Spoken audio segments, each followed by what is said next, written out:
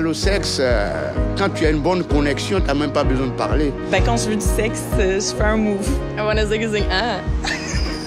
C'est des secrets. Je parle pas, on n'a pas besoin de parler pour ça. Tu veux savoir ma vie privée, toi, hein? Est-ce que tu veux faire le sexe? Ben, let's go, baby. If we're on the couch and we're cuddling, just tell her to come closer. Je juste dis, on va faire un petit câlin, voilà, ça suffit. On se comprend bien, on est sur la même longueur d'onde. Salut. Je la poke. Oh, you just kind of start kissing, and then if she's cool with it, then you move forward. Otherwise, if you say, "Can I kiss you?" it's kind of weird. It's awkward. Whoa, là. OK, bon. I need you to repeat this question in English for me one more time. On connaît le chemin à prendre pour que ça arrive, sans qu'on se mette à supplier, non? J'ai envie de faire l'amour.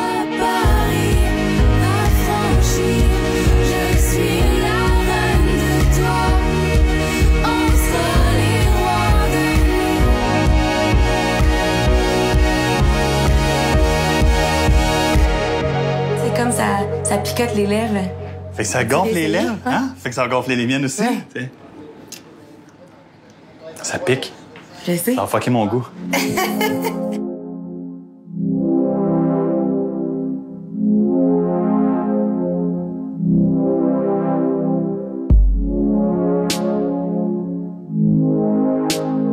Oui, on va faire un toast. Merci d'être là. Merci à vous. Franchement, là, c'est super apprécié. Et hurrah à l'été qui finalement semble vouloir être de la partie. On a douté toute la journée, mais là, c'est là. Ouais. Là, faut-tu deviner le cépage, c'est ça qu'on sait? Toi, t'as vu la bouteille en arrivant en retard. Non, mais je sais pas. C'est vrai. Tu sais c'est quoi? Les non, je sais pas. Je pense que c'est-tu le Loire, non? C'est dans la Loire. Ah, OK. C'est Gamay-Gros-Lot. J'aurais pas C'est des belles bulles. Ouais, la couleur est belle, hein? Ouais. Donc, le domaine Les Capriades, la cuvée, c'est Piège à filles.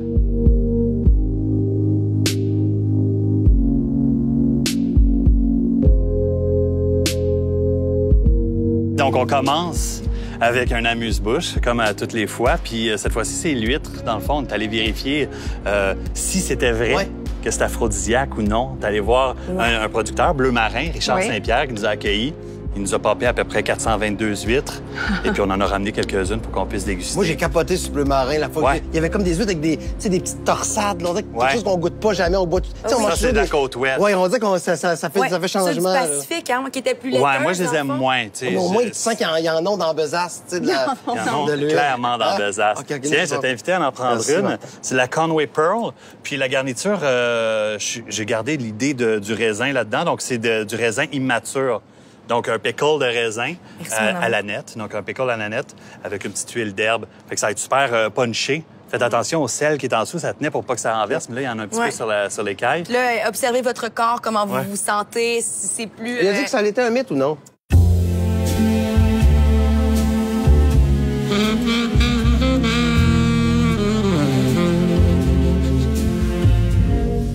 C'est comme une caverne d'Ali Baba ici. Je sais. Puis ça, c'est grâce à Richard qu'on peut vivre ça. Merci beaucoup. Merci. De nous accueillir dans votre immense réfrigérateur. Oui, un entrepôt réfrigéré. C'est un frigo d'Ali Baba, en fait. Oui, c'est le frigo d'Ali Baba. C'est ça, exact. Oui, ça marche bien. Fait que là, ce qu'on voit devant nous, majoritairement, je comprends que ce sont des huîtres. C'est ce que vous faites chez Bleu Marin.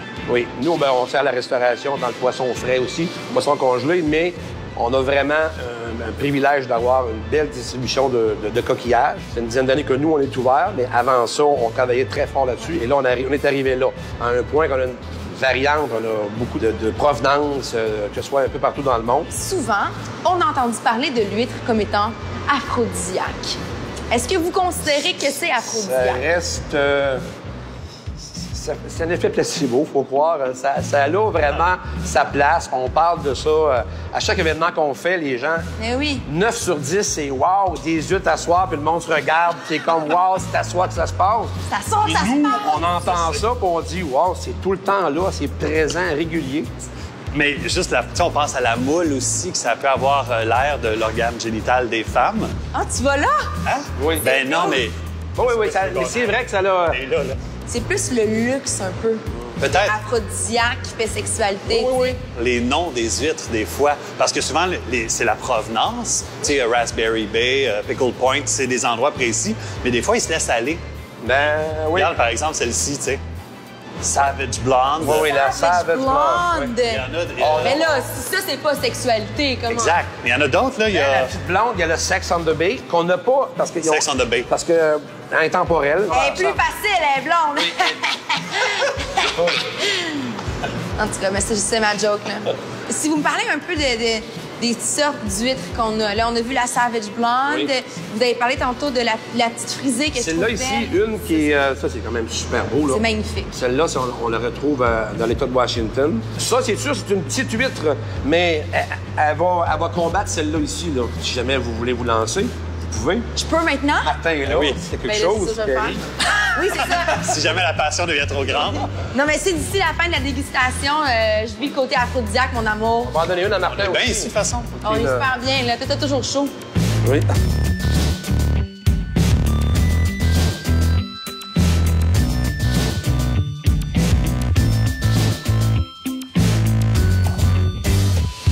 Au Québec, on a deux. On a la William Bay qui vient de commencer.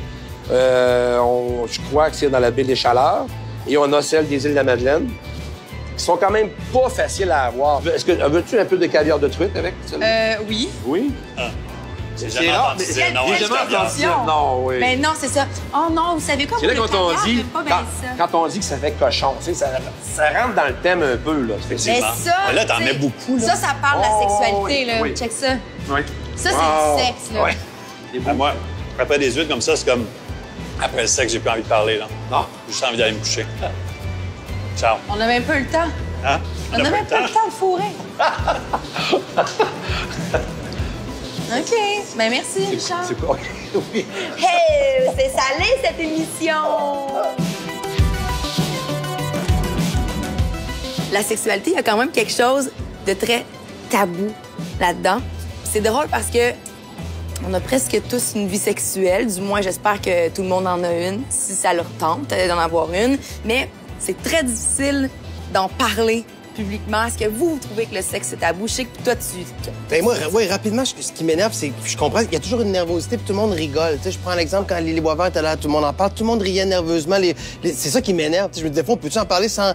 Tu sais, on peut rire un peu, parce que dans la vie, on rit de tout, mais si tu racontes un voyage, puis t'as mangé des trucs, tout le monde t'écoute, puis tu dis, si j'en ai baisé 3, là, ça rit dans la pyramide, à tout en camon, là, le monde, ça rit tout le temps. Non, mais il y a toujours un petit malaise. Si tu racontes ça à la télé, en plus, c'est vrai. Pour toi, Sarah, est-ce que tu trouves que le sexe, c'est tabou? Comment tu sais, toi, ta relation avec le sexe? Personnellement, moi, je trouve pas ça tabou parce que j'en parle tellement, puis je l'écris tellement, puis je l'écris d'une façon qui me rend pas mal à l'aise moi-même. Mais tu as-tu pensé?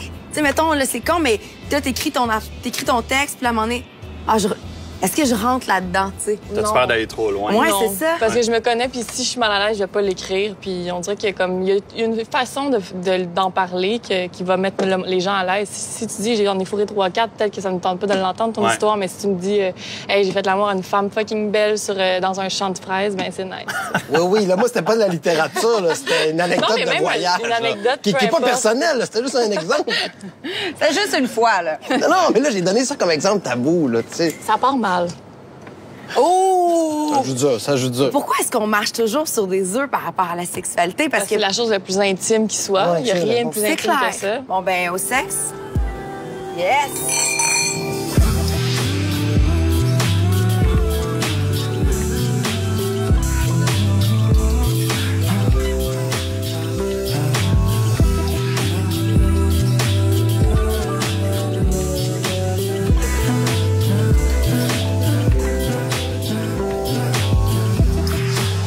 Wow! Hey. Qu'est-ce que c'est tout ça? T'as travaillé fort, mon chum? Hey, pour vrai, j'ai travaillé fort, puis je savais qu'on parlait de sexe, et que c'était comme, qu'est-ce qu'on mange quand on parle de sexe? Et en même temps, j'avais pas envie de servir des testicules ou des parties génitales ou une poitrine, une cuisse, jouer avec ça. Ça me tentait pas d'aller là. Parce que pour moi, c'est un peu la même chose de toute façon quand on cuisine. On veut faire plaisir à quelqu'un d'autre. On veut le combler. On veut se satisfaire nous-mêmes.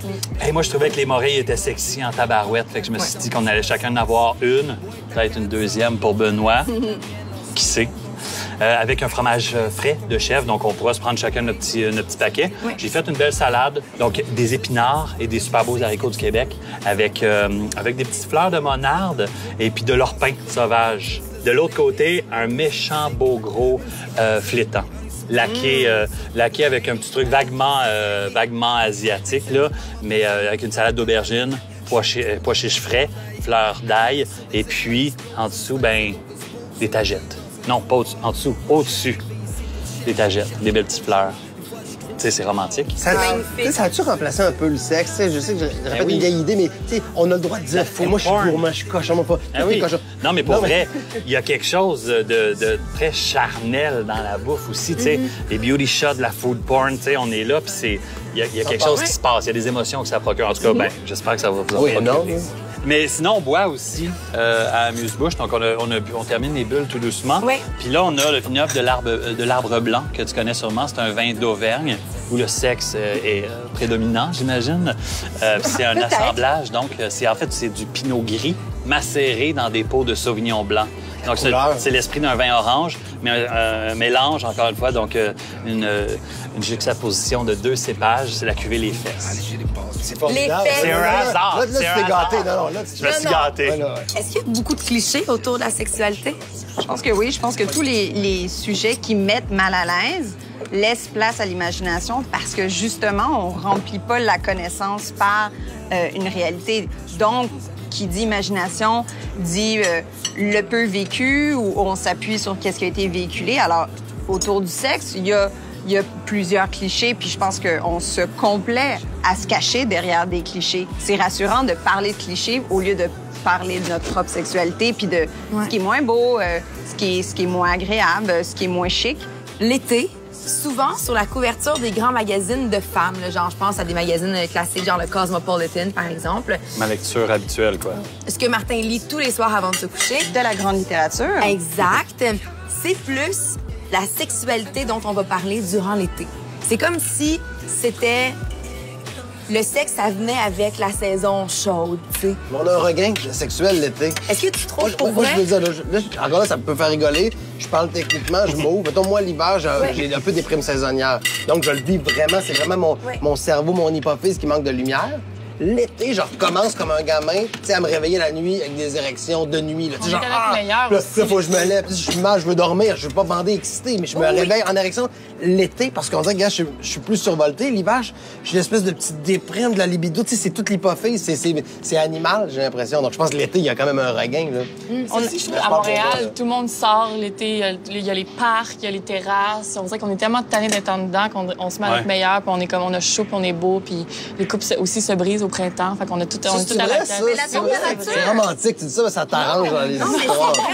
Il me semble qu'on entend toujours ça, le fait que quand le printemps arrive, là, finalement, t'étais en couple depuis l'automne, t'étais dans le cocooning, tu restais à la maison, t'étais heureux, t'étais bien. Et là, tout à coup, finalement, arrive le printemps, tu te dis « Oh, je vais être bronzé, là, je vais être beau. » Là, tout à coup, je me sépare.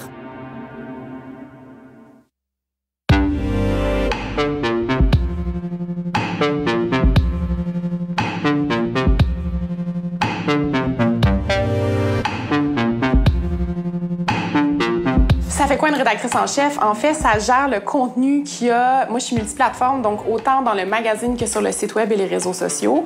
Fait que j'ai une super belle équipe qui est chef de section, donc qui me propose des idées, avec qui on travaille ensemble, en fait, pour élaborer vraiment le contenu qui va dans les différentes plateformes du mag. Fait que, mettons qu'on met le mot « sexe » sur le dessus du magazine Véro. Est-ce qu'on vend plus de copies ou moins de copies ou ça a un impact? Si je suis franchement super honnête avec toi, dans le cadre d'un magazine comme le Véro, ça vend autant de copies, mais je te dirais pas plus. Ça marche bien, ça marche tout aussi bien, le magazine vend super bien, mais c'est pas quelque chose qui fait plus vendre. Je pense que dans le cadre de certaines marques dont c'est la ligne directrice, par exemple le Cosmopolitan aux États-Unis, ils ont fait vraiment leur image de marque là-dessus. C'est tout le temps une personnalité super sexy, des titres un peu comme irrévérencieux. Dans ce cadre-là, ça marche beaucoup. Il y a peut-être d'autres mêmes magazines au Québec qui vont titrer puis ça va plaire aux gens. Ouais. Mais c'est assez drôle, mais je pense que si c'est on-brand avec ta marque, ça marche. Si c'est quelque chose qui sort un peu de l'ordinaire, je suis pas sûre que ça vend plus. Tu penses-tu qu'en 2017, en terminant, on peut parler de sexe dans les magazines et de sexe de manière ouverte? T'sais, parce que le sexe, vous l'avez dit, c'est tabou. Est-ce qu'on peut? C'est comme toute une question. Je t'avoue que je trouve qu'il y a encore vraiment beaucoup de tabous par rapport au sexe. Au mois de mars dernier, le site de Gwyneth Paltrow Goop a fait un guide sur le sexe anal. Puis je l'ai lu parce que ça avait fait comme ça avait soulevé une espèce de tollé là, sur les réseaux sociaux, puis ça m'intriguait. Je l'ai lu puis j'ai trouvé ça super pertinent. C'était informatif, c'était des questions-réponses avec une médecin, puis ça expliquait vraiment physiquement ce qui se passait, à quoi s'attendre, à quoi faire attention. Puis tu vois, début juillet, la marque Teen Vogue, qui, comme le nom le dit, s'adresse aux adolescents, a fait le même genre d'article. Puis là, j'étais comme... tu sais, je sais pas, ça prendrait une petite notice en haut de page sur le site web pour dire ceci. Tu sais. Mais, tu sais, encore là, c'est bien expliqué, c'est informatif. Une phrase sur deux dit de, tu sais, s'assurer d'être avec un bon partenaire, puis tu sais, te respecter, puis de pas pousser où t'es pas prêt à pousser, puis te respecter dans tout ça. C'est intéressant, mais c'est fou à quel point ça fait jaser le sexe, peu importe ce qu'on fait. T'sais. Puis c'est comme toujours marcher un peu sur une fine ligne d'une certaine manière, parce que tu dis, pour moi, ça fonctionne, puis c'est pas tabou, mais pour la personne qui va consommer le magazine, qui va lire le site, peut-être que pour elle, ce l'est vraiment. Exact. En tout cas, merci Joanie d'avoir parlé de sexe. Ouais, j'ai fait ça comme conclusion. Malaise. Merci. C'est vraiment fait.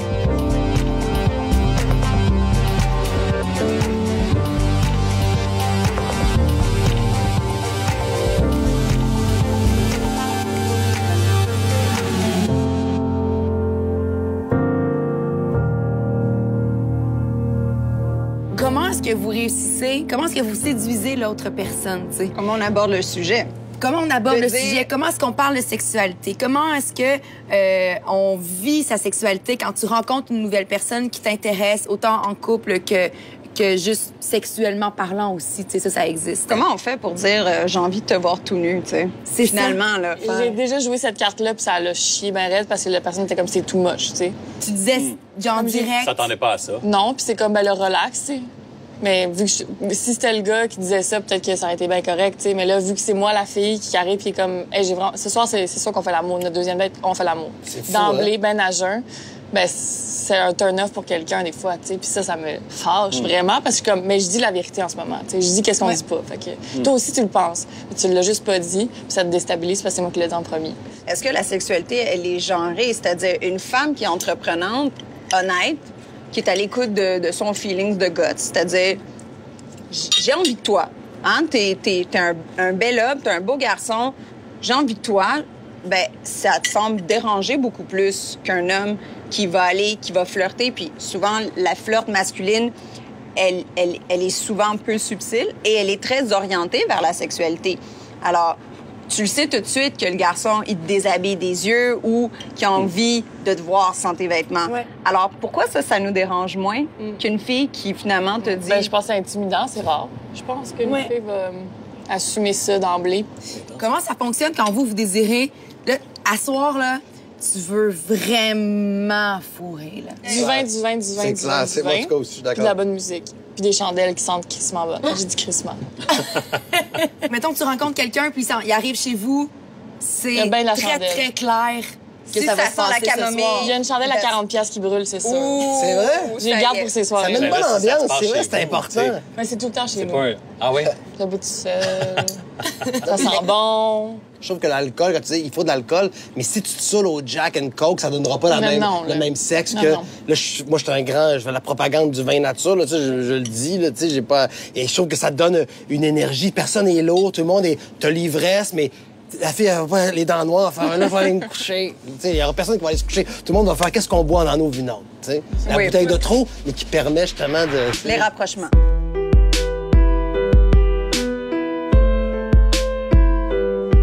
Le problème de l'intimité, la sexualité, justement, de One Night, le côté animal, il me satisfait vraiment, mais en même temps, il te laisse un peu vide. Donc, on a tous un peu ça.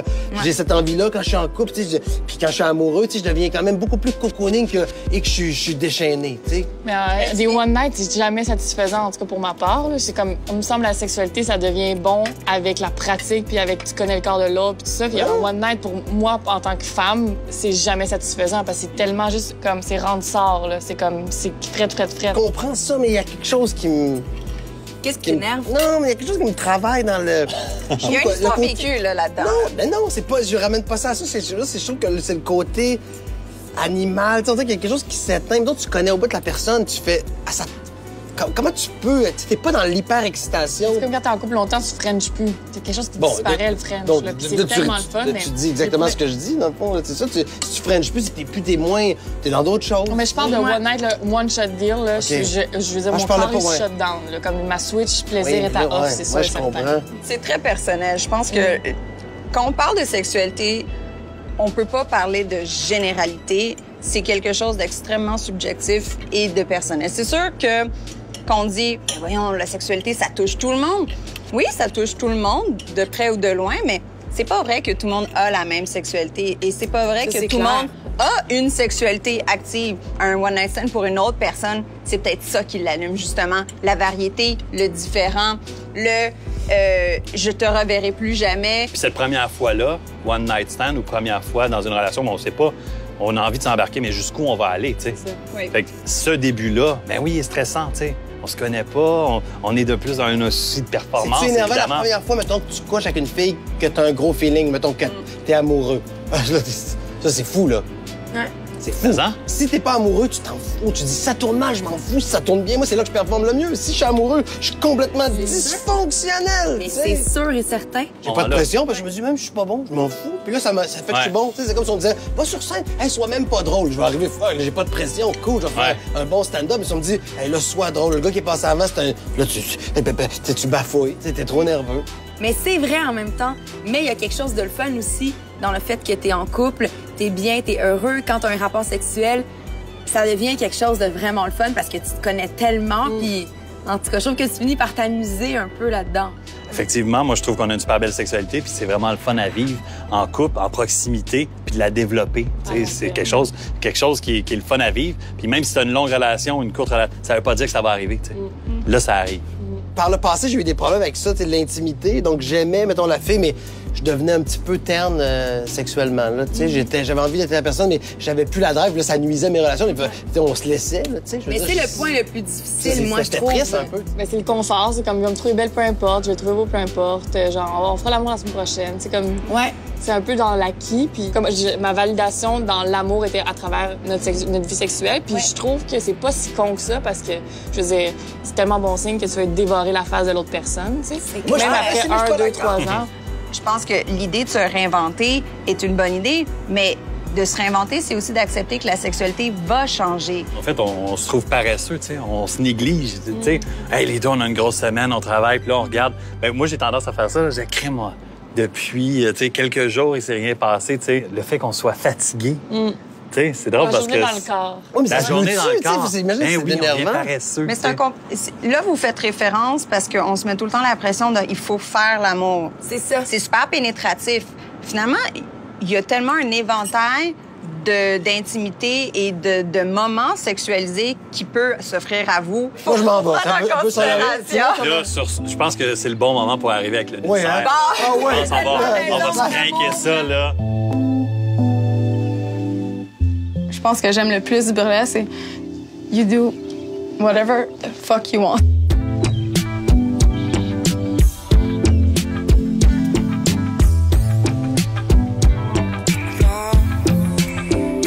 C'est du striptease que j'aime appeler du striptease théâtral. C'est de l'effeuillage. Dans le fond, ça vient des années 50, dans le temps où les femmes, pour divertir, allaient faire des parades avec leurs vêtements, puis allaient enlever leurs vêtements, et toujours en gardant culottes et pasties pour cacher les cache-mamelons. Tout est alentour de comment tu te déshabilles. Ouais. C'est accepter la beauté de la femme, puis c'est vraiment différent, je trouve, que le striptease qu'on voit dans les bars. Quoique, je trouve, il y a beaucoup de danseuses burlesques qui font les deux aussi parce que c'est fun. Mais c'est pas un métier du sexe, dans le fond, non, du tout, le burlesque. Oui, puis non, c'est un ancien métier du sexe. C'est comme dans les années 50. Aujourd'hui, ce qui choquait dans les années 50, ne choque plus aujourd'hui, mais c'est quand même une stripteaseuse, c'est quand même un effeuilleur, c'est quand même quelqu'un qui enlève ses vêtements. Puis toi, tu me parlais que tu travailles dans le même immeuble que ton chum. Oui. Qu'est-ce qu'il pense de ça, lui? Ben mon chum, lui, il trippe, là. C'est, je pense, une des personnes qui m'a le plus encouragée dans ma vie.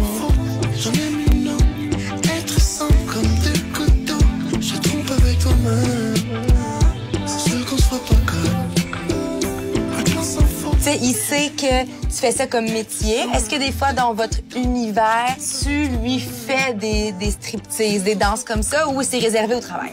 Ben, je dirais que ça peut arriver, mettons, qu'on est des amis, là, on s'amuse, whatever, dans des parties, tu sais. Souvent, mettons, je pense que c'était notre party de Noël, notre party de fête. Toutes les filles, on se ramasse en sous-vêtements, puis on danse, dance floor, wouhou! Puis on s'amuse juste parce qu'on est plus à l'aise. Puis pour nous, être, tu sais, à moitié tout nu ou pas, ça change rien, juste comme on s'amuse. Est-ce que t'es plus gênée quand t'es juste devant ton chum ou quand t'es devant une foule? Parce que là, c'est ton chum te regarde. C'est pas pareil, parce que dans ma tête, c'est comme moins intéressant pour lui que j'y fasse ça. Tu sais, parce que je le fais à n'importe qui. Ouais. Mais là, tu le fais juste pour lui. Oui, mais c'est comme en tout cas, ben, je vais lui demander s'il aimerait ça que je fasse plus de striptease pour lui, mais je dois avouer que quand on arrive à la maison, on enlève nos vêtements. Oui, c'est ça. C'est normal. Mais je dirais que ouais, ça l'arrive. Je m'habille en lingerie, puis comme... Avez-vous besoin d'un moment de plus? Oui, tu peux, dans le fond, je pense que tu pourrais quitter. Là, on va faire le tour des choses. OK. Bon, ben, merci. On se revoit ce soir. Oui, dans 2 semaines. D'ici 2 semaines, je devrais être revenue à la maison.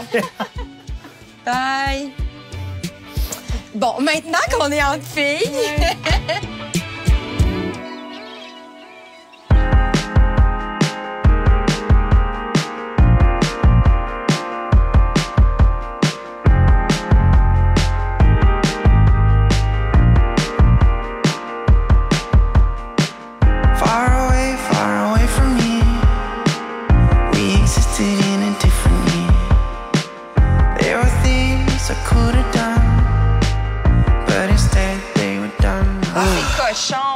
Cochon exactement. Ben, elle me vole toutes mes répliques. Je le sais.